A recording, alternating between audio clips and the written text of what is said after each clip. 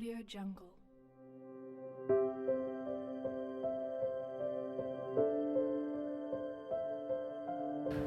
My name is G.W. Chu, also known as Chef Chu. I'm actually the founder of Something Better Foods. We manufacture plant protein.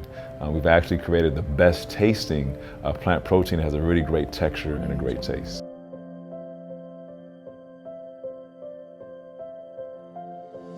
I was raised a hardcore Southern country boy. I mean, we ate everything from fried chicken to ribs, pork chops, ham, and we even ate squirrels. And this type of lifestyle, eating a lot of meat, had a detrimental impact on my family's health. So my dad passed away a few years back from lifestyle-related diseases. Many of my aunts died before the age of 55. Diabetes, high blood pressure, heart disease, you name it, you know, we have it in the family. At a very young age, my father kind of presented it to me in a way that it just runs in the family, right? Not really getting to the root of why we have these things. And a lot of it came from the way that we ate. It was part of our culture, you know, the soul food diet, but again, it had high fat, high cholesterol, and it was devastating to our health and to our family. Whenever people think about black people and diet, what do they think about? So-called soul food, right? It's not soul food, it's plantation food. Because when you look at the traditional diets of West Africans, which is where the gene pool of African Americans comes from, it's a plant food centered diet that's built around whole, unprocessed plant foods. It's low in fat, contains no dairy, and typically contain very little meat. Studies have shown that when people of African descent adhere to that kind of diet, their risk for heart disease, cancer, diabetes plummets.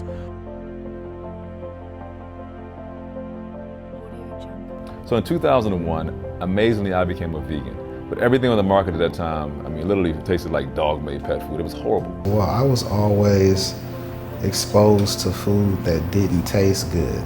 And so it made it difficult to make that transition because all of a sudden I wasn't hungry, you know, because the stuff didn't taste the right way. So personally, I became a chef, started a 15-year journey to understand the secrets of why I love meat so much and to create something better.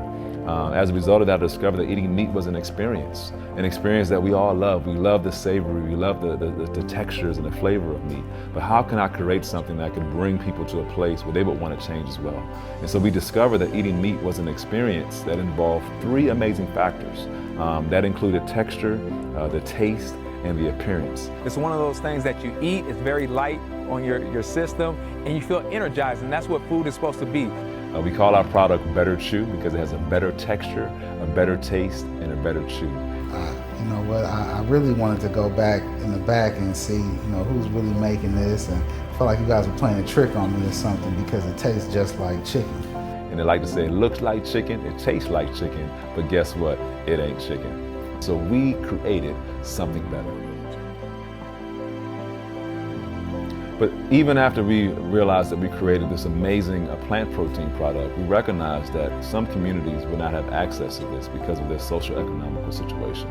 We live in communities, especially urban communities, where families and individuals do not have access to healthy food products, especially when it comes to like veggie meats and plant protein. Normally they're sold at natural food stores. You have what you call food deserts, where you have communities that are laden with liquor stores, corner stores, everything from fast food restaurants. When you look at the history of the U.S. government and its interaction with communities of color, there is this recurring pattern where people of color are taken from an environment where they can be self-sufficient, raise their own food, and eat healthier foods, forced into these economically depressed, socially impacted areas where they don't have access to healthier food, good food, and therefore become dependent on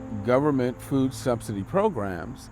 But then when you look at what the government is providing, it's providing commodity foods. And commodity foods are things like white flour, white rice, white sugar, canned meat. Where do these people get the nutrients and the vitamins that they need to be successful, to have the clarity in their mind. So if we could start providing more local produce in these communities and making sure it's affordable, I mean, it'd be night and day.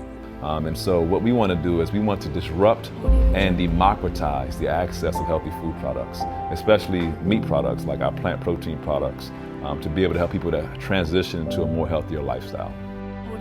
You know, so you look at, again, these food deserts leads to an excessive amount of meat consumption. Amazingly, there was a study done by the USDA that showed meat consumption by race. And they brought out that African Americans and also Hispanic communities eat more meat than any other race in this country. So for example, African Americans eat 38% more chicken than any other race, 53% more fish. Hispanics eat more beef than any other culture. We wake up in the morning, we have grits, fried eggs, bacon, sausage, just standard Western diet. I eat meat probably like 3 times a day. African Americans have higher rates of heart disease, higher mortality from heart disease, higher rates of cancer, higher mortality for cancer. So for instance, African Americans are the group that is most at risk from colon cancer.